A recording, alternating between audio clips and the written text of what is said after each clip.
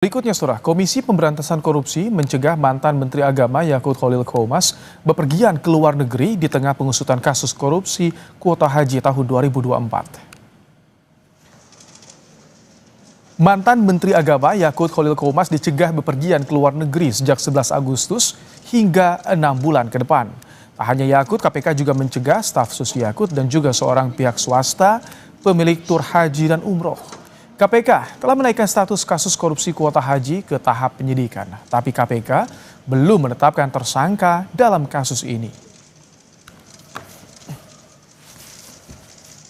Yang pertama, Saudara YCQ ya, Menteri Agama periode 2020-2024, kemudian Saudara IAA yang merupakan staf sus Menteri Agama pada periode tersebut, dan juga Saudara FAM yang merupakan pihak swasta selaku pemilik tur haji dan umroh gitu ya.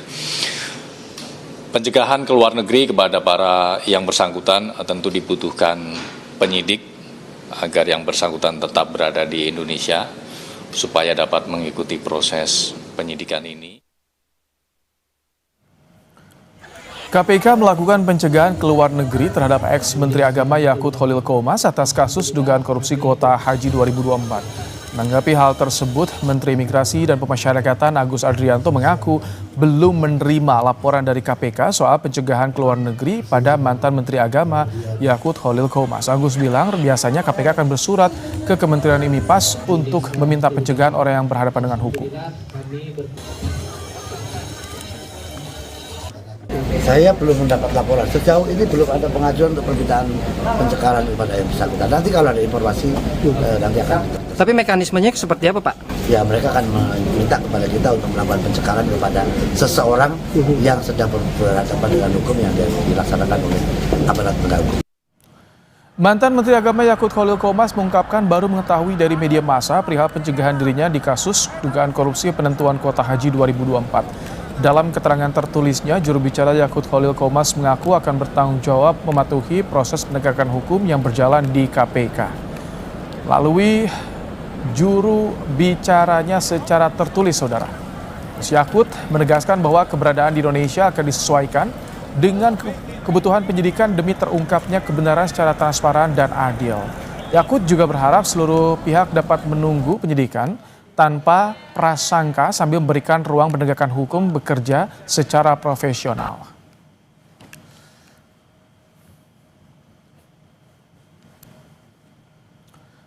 KPK telah mengungkap dugaan korupsi kuota haji diduga merugikan negara lebih dari 1 triliun rupiah. Penyidik mendalami pemberian perintah dan aliran uang ke sejumlah pihak.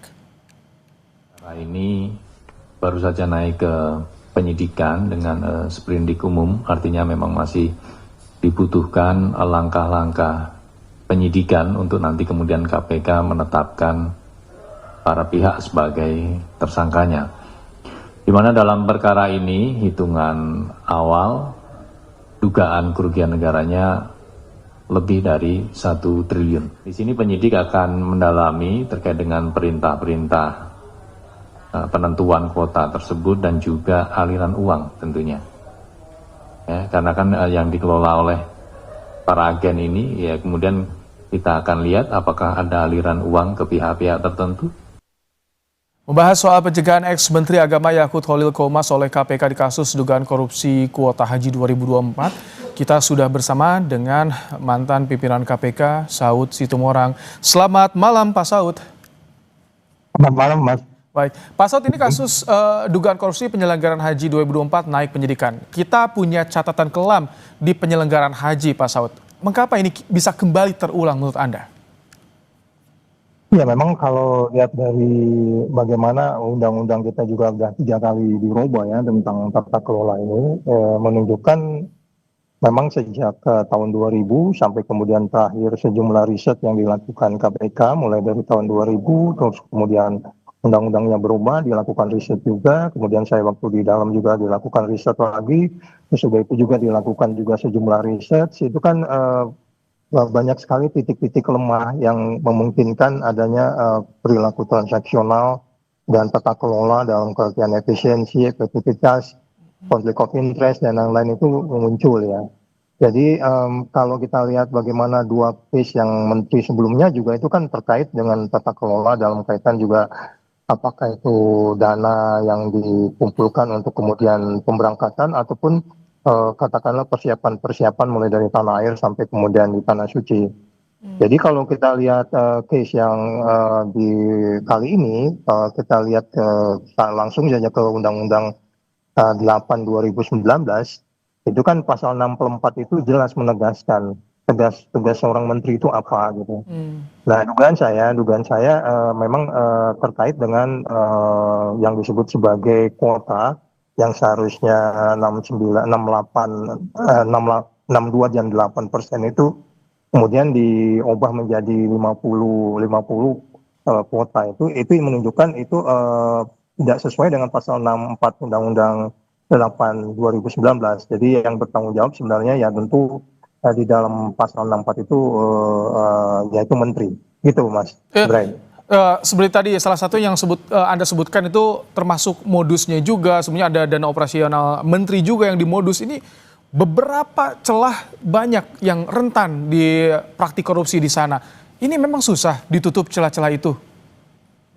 Iya, memang dari awal itu sejumlah rekomendasi awalnya itu kan ada 48 poin ya. Kalau mulai dari tahun 2005, terus kemudian beberapa poin juga tahun 2019, 2020 juga ada dalam kaitan pengelolaan dana juga itu banyak titik-titik yang sebenarnya kalau kita bicara auditnya, baik itu audit kinerja dan audit katakan keuangannya, memang sudah nampak titik-titik kelemahan itu yang kemudian KPK melakukan sejumlah rekomendasi, tapi rekomendasi itu tidak mulus seperti yang kita inginkan. Sehingga kemudian pertanyaannya adalah kalau kita lihat juga bagaimana 3 kali perubahan undang-undang itu kan arahnya kan sebenarnya itu ke tata kelola semuanya.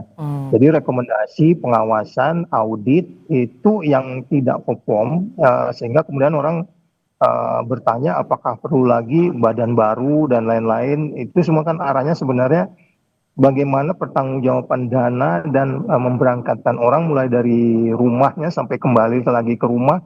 Itu yang menurut kita banyak titik-titik yang ditemukan sehingga kemudian sejumlah rekomendasi yang dilakukan KPK itu mulai dari tahun 2000 mulai KPK berdiri sampai kemudian saya selesai dari KPK juga sejumlah rekomendasi masih dijalankan yang intinya adalah sebenarnya bukan tidak ada audit ya, audit itu jalan tetapi memang perilaku transaksional untuk menjaga orang-orang baik ini kita nggak bisa juga selamanya di sana gitu. Jadi kemudian kalau ada perilaku transaksional katakanlah dikaitkan dengan pasal tadi itu yang dikaitkan mengenai kuota, pasal 64 itu udah itu ya kalau udah peristiwa pidana ya KPK udah harus tinggal menunggu penindakan gitu. Karena tata kelolanya di depan cukup banyak itu tata kelolanya. Pak Saud, kalau pindah pengelolaan dari Kemenak ke BPIH ini jadi ada jaminan nggak sih? Pengawasan bisa lebih transparansi juga pengelolaan dananya. Yang jadi masalah kan main course-nya tetap sama.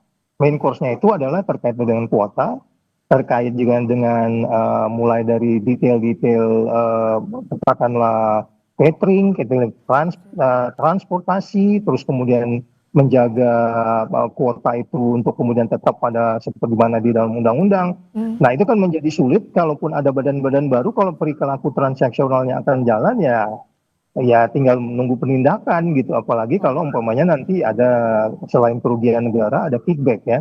Kita belum tahu apakah nanti selain kerugian negara karena dikaitkan dengan kuota yang kemarin disebut-sebut angka 1 triliun itu saya nggak ngerti hitungan kerugian negaranya seperti apa, tapi itu bisa dibayangkan kerugian itu adalah ketika kuota itu diubah kemudian itu tidak menjadi pemasukan negara. Jadi artinya gini, konflik of interest-nya yang tinggi di dalam pengelolaan haji ini itu yang mungkin agak sulit kalau tidak kita masuk bukan tidak ada SOP, ada kemudian ketentuan bahwa menu itu harus sekian kalori, tapi itu juga kan dibantah juga kan, artinya dilanggar juga. Jadi standar-standar yang sudah dibuat itu pun ada dilakukan katakanlah adjustment atau pelanggaran-pelanggaran sehingga kemudian terjadilah peristiwa. Jadi ini kan mitigasinya bagaimana sih Pak Saud?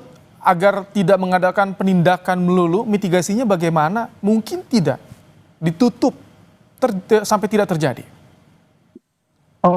Kalau kita lihat dari rekomendasi sejak ketemu angka 48, terus angka 37 rekomendasi sampai itu kan semua angka-angka itu dalam rangka menutup celah-celah itu. Tetapi kemudian kan bagaimana itu dilaksanakan itu menjadi persoalannya. Nah, kalau kemudian DPR sudah melakukan pengawasan, kemudian ada badan baru juga yang dipisahkan untuk kemudian supaya pelaksana dan pemerintah juga dipisah untuk saling check and balance satu sama lain. Tetapi kalau kemudian transaksionalnya masih muncul, auditnya bukan tidak ada audit. Dari audit itu kan kelihatan kinerjanya. Dari awal kan itu audit BPK itu sampai hari ini juga audit BPK-nya jalan. Tapi kan itu tidak bisa dijalankan kalau kita katakan tata kelola. Rekomendasinya kan cukup banyak. Pakai konsultan juga. Sehingga kalau kita katakan bahwa transaksional masih ada, korupsi masih ada, ya tinggal penindakan. Nah, bagaimana supaya ini mencegah, karena ini peristiwa harus setiap tahun berlangsung. Saya pikir kita memang harus mulai masuk ke detail-detail lain lagi, sampai kemarin ada beberapa teman-teman civil society kan sampai ngitung jumlah kalori, ya kan. Jadi memang jangan dilihat hanya dari sisi kuota saja, tapi kali ini kan fokusnya di kuota, tapi detail-detail lain itu banyak loh yang harus 48 poin itu yang menurut saya masih harus diperbaiki. Ya, itu tanggung jawab kita semua tentunya. Oke, baik. Terima kasih untuk insight-nya Pak Saud Sitomorang, mantan pimpinan KPK di program Kompas Malam hari ini.